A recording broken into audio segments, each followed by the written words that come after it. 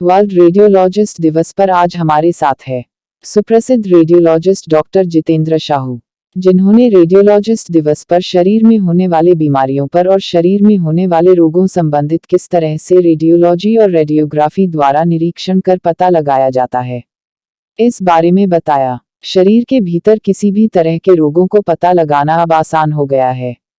कई तरह की लेजर मशीनों के आने से अब रोगों का पता चल सकता है।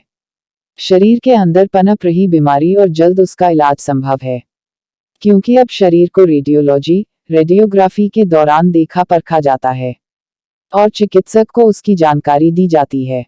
संपूर्ण शरीर को इस लेजर मशीन की जरिए जांचकर जल्द से जल्द इलाज अब संभव है।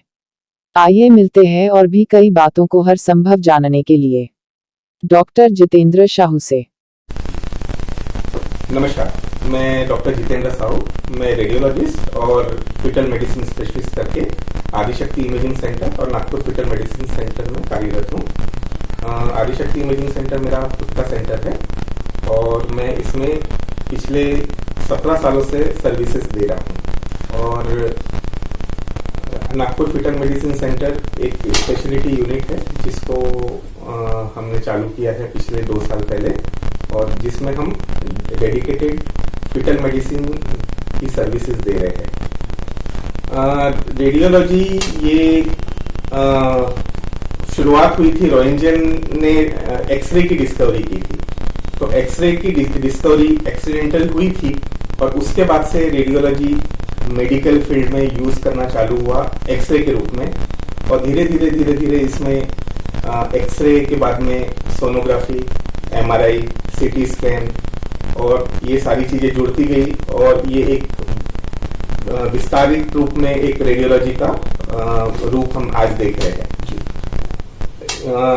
टेक्नोलॉजी के उदय के कारण बहुत सारी चीजें आज हमारे लिए आसान हो गई। आज हम परफेक्ट डायग्नोसिस बता सकते हैं, हम अल्ट्रासाउंड का यूज कर सकते हैं। पहले हमारे पास में सिर्फ एक्सरे था, अभी हमारे पास में अल्ट्रासाउंड है, अब हमारे पास में एमआरआई है, अब हमारे पास सीटी स्कैन है।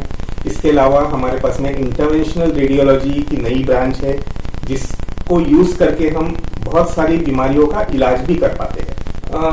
बहुत सारी बीमारियां तो वैसी ही रेडियोलॉजी के बिना डायग्नोस नहीं हो पाती है। जितने भी पेट के ट्यूमर है, ब्रेन ट्यूमर्स है, ये सारी चीजें बिना रेडियोलॉजी के पता नहीं कर पाते हैं। जब तक हम इसको सीटी स्कैन या एमआरआई या अल्ट्रासाउंड करके जब तक हम इसको पहचानेंगे नहीं, तब तक ये बीमारी हम में मौजूद है ये पता भी नहीं चलता है। देखिए, हमें अगर बीमारी पकड़ना है तो हमको इन्वेस्टिगेट करना जरूरी है। बिना इन्वेस्टिगेशन के हम आगे बढ़ नहीं सकते हैं। और अगर हम इन्वेस्टिगेट कर रहे हैं तो इन्वेस्टिगेशन में इमेजिंग या रेडियोलॉजिकल इन्वेस्टिगेशन एक मेजर उसका इन्वेस्टिगेशन का पार्ट है। तो इसलिए अगर हम रेडियोलॉजिकल इन्वेस्टिगेशन बता रहे हैं तो हम पेशेंट को बेटर प्रोग्नोसिस और डायग्नोसिस देने के लिए ही दे रहे हैं। देखिए, टेक्नोलॉजी के हिसाब से उसका कॉस्ट आता है। आज जैसे रेडियोलॉजी में हम सीटी स्कैन की मशीन बोलते हैं, तो सीटी स्कैन की मशीन जब शुरू हुई थी तब वो एक सिंगल सीटी स्लाइस की मशीन होती थी जिसका एक स्कैन करने के लिए 5 से 10 मिनट लगता था ब्रेन का स्कैन करने के लिए। जैसे जैसे तकनीक की उन्नत होते गई उसके हिसाब से टेक्नोलॉजी बढ़ा और ये जो टाइम लिमिट है इसमें और प्रिसीजन आते गया और आज हम एक ब्रेन का स्कैन मुश्किल से 5 सेकंड में कर पाते हैं। तो इसमें जो हमारी मशीन्स है वो एक बेहतर और बेहतर किस्म की होते गई और उसके कारण ये टेक्निक आज इतनी डेवलप है कि हम विदिन कुछ सेकंड में हम ब्रेन का स्कैन करते हैं, आधे मिनट में हम पेट का स्कैन कर सकते हैं। जो स्कैन आज से 20 साल 30 साल पहले हमको 1-1 घंटा लगता था। तो जैसे जैसे टेक्नोलॉजी का एडवांसमेंट होता है उसके हिसाब से उसके चार्जेस रहते हैं। मेरा तो ऐसा बोलना है कि हम पहले डॉक्टर रहते हैं जो पेशेंट की बीमारी पकड़ते हैं। तो वो जो खुशी है या वो जो न्यूज ब्रेक करने वाली चीज है, तो वो पहले डॉक्टर हम रहते हैं जो बताते हैं पेशेंट को कि आपको इस प्रकार की बीमारी है, या अगर हम कैंसर का भी डायग्नोसिस कर रहे हैं तो पहले डॉक्टर हम रहते हैं जो बताते हैं कि आपको इस प्रकार की बीमारी है या इस प्रकार का कोई गोला दिख रहा है, ये कैंसर हो सकता है। तो कई बार ये इमोशनल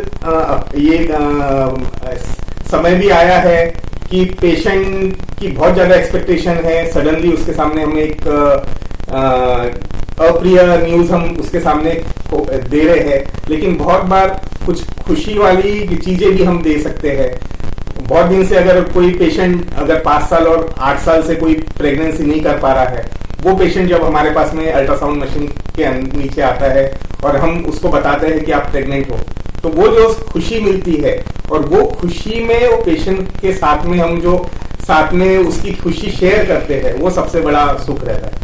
रेडियोलॉजी एक उन्नत किस्म की इन्वेस्टिगेटिंग मोडेलिटी है और इसमें निरंतर प्रोग्रेसिव चीजें हो रही है, लेकिन इसके बावजूद भी बहुत सारे लोगों के दिमाग में ये है कि डॉक्टर बिना कारण के रेडियोलॉजिकल इन्वेस्टिगेशन करते हैं। ऐसा नहीं है। रेडियोलॉजिकल इन्वेस्टिगेशन का अपना महत्व है पेशेंट के डायग्नोसिस में, पेशेंट के ट्रीटमेंट में।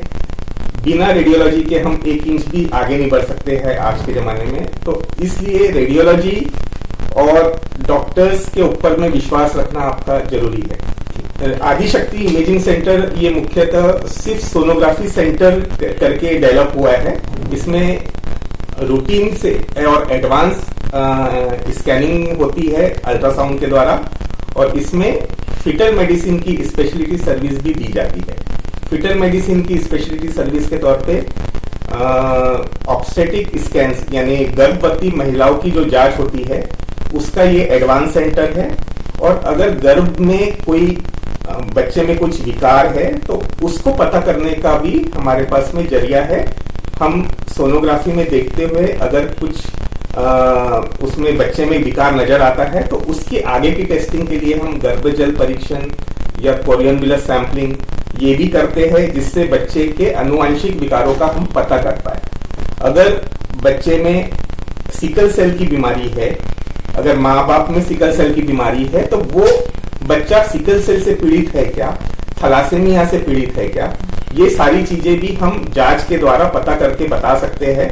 जिससे अगर एक पीड़ित बच्चा अगर संसार में आने वाला है तो क्योंकि एक बच्चा आएगा तो उससे जो पूरे परिवार को तकलीफ होती है, क्योंकि बच्चे को बार बार हर महीने खून चढ़ाना पड़ता है, तो वो तकलीफ से परिवार वाले बच जाते हैं, क्योंकि ऑलरेडी उनके यहाँ पर एक बच्चा रहता है मौजूद जिसमें वो हर महीने खून चढ़ा रहे हैं। तो ऐसे पीड़ित बच्चे को अगर हम संसार में आने के पहले हम जांच कर ले कि भाई वो स्वस्थ है या नहीं है, तो वो तकनीक भी हम वापर सकते हैं। तो वो सारी चीजें हम डायग्नोस्टिक सर्विसेज के थ्रू और आफ्टर दैट इंटरवेंशनल तरीके से हम पता करते हैं।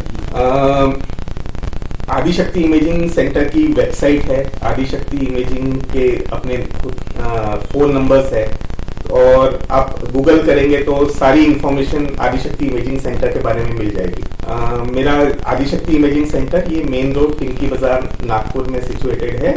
गोलीबार चौक से जो मोमिनपुरा रोड है उस पे सीधे हाथ पे स्थित है।